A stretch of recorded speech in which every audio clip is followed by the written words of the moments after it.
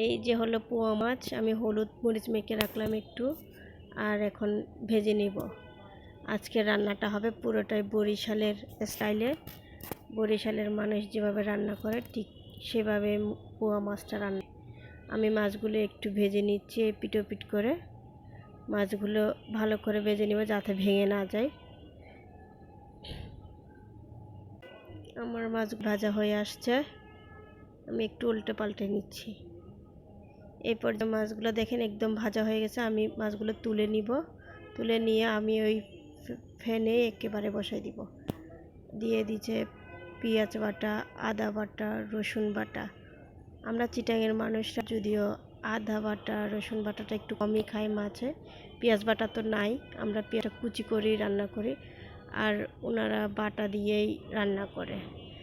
এই যে কষিয়ে নিচ্ছি আমি, এখন দিয়ে দিব জিরা গুঁড়া, হলুদ গুঁড়ো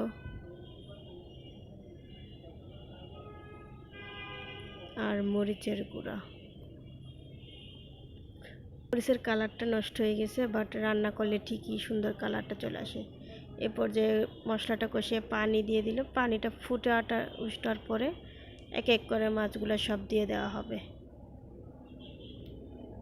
মাছগুলো ভাজার কারণে আমি টমেটো দিয়ে দিচ্ছি একসাথে, কারণ বেশিক্ষণ সময় লাগবে না। আচ্ছা, মরিচ ফালি করে দিলাম।